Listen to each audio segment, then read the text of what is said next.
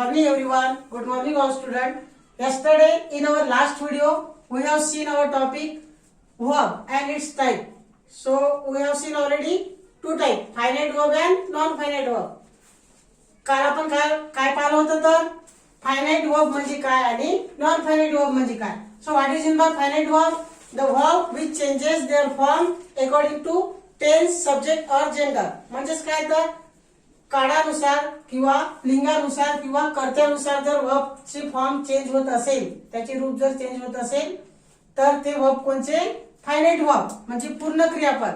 And the verb which do not changes their meaning according to tense, subject और gender is called non finite verb. हे आपण काल पाहिलेले होते. Now today we are going to see our next type of verb which is transitive verb and intransitive verb. So first we will revise the definition of verb. What is in by verb? Verb म्हणजे काय तर सांगू शकता? What is in by verb? Verb is the action word and which gives the meaning to the sentence. म्हणजेच काय?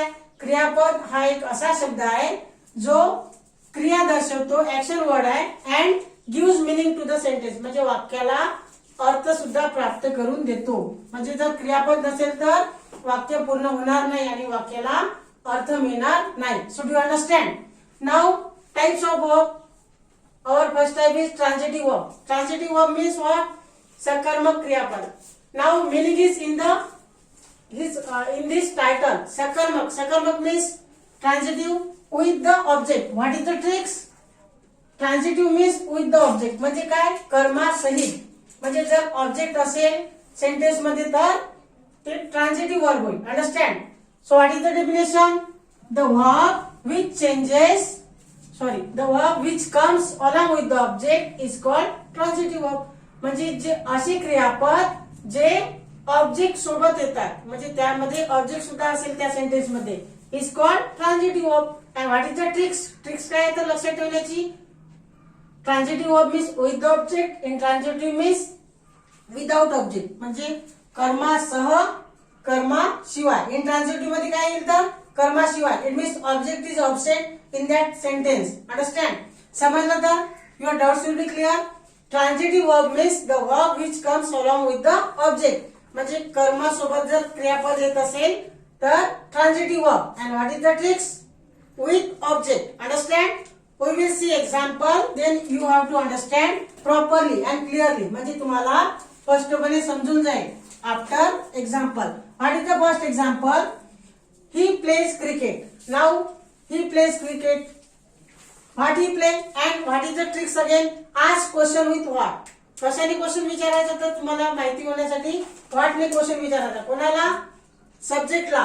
What he plays cricket. Answer मिळते आपल्याला cricket. म्हणजे क्रिकेट काय होईल? Cricket is a object here. Cricket काय आहे तर ऑब्जेक्ट आहे आणि ऑब्जेक्ट इथे प्रेझेंट आहे. Object is present, that's why it is a transitive verb. म्हणजे प्लेज हे काय झालं मग? Plays is a transitive verb. Understand? Plays is a transitive verb. Then second example, she writes all example. Now again writes is a what she writes. Ask the question by what ने विचारायचा question कोणाला? सब्जेक्टला. What she writes all example. काय लिहिलं होतं तिने तर all example. So here object also present. इथे सुद्धा काय? ऑब्जेक्ट प्रेझेंट आहे. That's why writes is again transitive verb. समजलं तर? ट्रांजिटिव्ह वर्ब कसे ओळखायचे, how to identify transitive verb and what is the tricks? Ask question with what and with object. Understand? म्हणजेच काय? क्वेश्चन विचारायचा व्हॉटने आणि कोणाला विचारायचा? To the subject in the sentence. सब्जेक्टला, कर्त्याला. Subject is a action doer. Understand? Then next example, they are solving test. ते टेस्ट सोडवत होते. Now what they are solving. काय सोडवत होते तर solving is a action verb. काय मग इथे? Transitive verb solving. Understand? What are they solving? Test. Answer मिळते आपल्याला. So it is easy to identify transitive verb. एकदम इझी आहे. Last example, we were listening a nice song. आम्ही एक छान सुंदर असं गीत ऐकत होतो. What are we listening? काय ऐकत होतो तर a nice song. A nice song is a answer. Which we get, आपल्याला नाईस आन्सर मिळते. त्यामुळे लिसनिंग काय होईल मग, it is also a transitive verb. Understand? So all these are the transitive verb example. You have to write down 5 example by your own. तुम्ही स्वतः सुद्धा 5 example लिहायचे आहे. Understand? In your homework. Now next time just attention carefully and look at the board. In transitive verb, now what is the Marathi meaning? Akarmak kriyapad. Akarmak means karma शिवाय, without object. What is the tricks? Write there in a short box. छोट्या box मध्ये लिहून ठेवायची tricks. Intransitive verb means without object, म्हणजे काय, कर्मा शिवाय. Now object is absent here. आता इथे काय राहील, ऑब्जेक्ट काय राहील, absent राहील. म्हणजे ऑब्जेक्ट राहील का कर्म, नो. अंडरस्टँड? समजलं तर? If you attention carefully then you understand properly. म्हणजे तुम्ही जर लक्ष द्याल then very easy. Understood? So what is the definition? The verb which comes without object is called intransitive verb. Without object म्हणजे जर क्रियापद हे कर्माशिवाय वाक्यात येत असेल तर ते काय होईल, इंट्रान्झिटिव्ह वर्ब, अकर्मक क्रियापद. You understand? You have to write down Marathi definition also. Understand? तुम्ही मराठीमध्ये सुद्धा डेफिनेशन समजण्यासाठी लिहायचे आहे. जे क्रियापद कर्माशिवाय वाक्यात येतात त्यांना अकर्मक क्रियापद असे म्हणतात. It means the verb which comes without object is called intransitive verb. Understand? Look at the example number first. She always plays well. Now here she always plays, but what she plays, we didn't get the answer. आपल्याला answer मिळते का इथे? No. What she plays? We don't know what she plays. Only she always play well. आता इथे काय फक्त ती चांगली खेळते नेहमी, परंतु काय खेळते, what she plays? आन्सर मिळत आहे का? No. That's why this play verb is a now intransitive verb. समजलं तर? Do you understand properly? Next example. He writes neatly. तो छान लिहितो. नीटली म्हणजे छान, नीटनेटके. What she writes? We didn't get answer. आपल्याला आन्सर मिळत आहे का?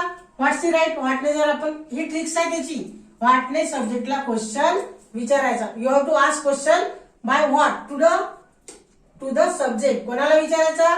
सब्जेक्टला या हिला. What she write, what he writes. We didn't get answer. आपल्याला आन्सर मिळत नाही. Only he writes neatly. That's why this write is a intransitive verb. समजलं तर? Then next example. He talks very loudly. तो खूप मोठ्याने बोलतो. So again talks is a intransitive verb. What he talks. We didn't get answer. आपल्याला answer मिळत नाही. Then next. They fought bravely. ते कसे लढले, ब्रेवली म्हणजे शूरपणे लढले. But what they fought, battle or whatever. काय लढले ते, कशासाठी लढले, about the battle, about what.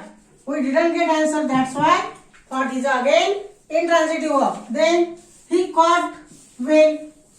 त्याने चांगल्या प्रकारे पकडलं. but what he caught, ball पकडला. ही काय म्हणजे काही आन्सर आपल्याला मिळत आहे का? We get the answer? No. That's why this what is again a intransitive verb. Then next. She sings very well. ती खूप छान गाते. but what, a song or whatever. काय गाते ती? She sings. So sings again a intransitive verb. Then they answer quickly. ते त्वरित उत्तर देतात. ते त्वरित उत्तर दिले त्यांनी. but what they answer म्हणजे कशाचे आन्सर दिले. आपल्याला आन्सर मिळत आहे की ते? No. That's why answer is again a intransitive verb. So do you understand? This one is a intransitive. So write here I. Intransitive verb. Understand? So do you understand transitive verb and intransitive verb? समजलं तर तुम्हाला? Your doubts will be clear now. What is meant by transitive and what is meant by intransitive? So you have to write down both definition and examples. And if you understand properly, then like my video and thanks again.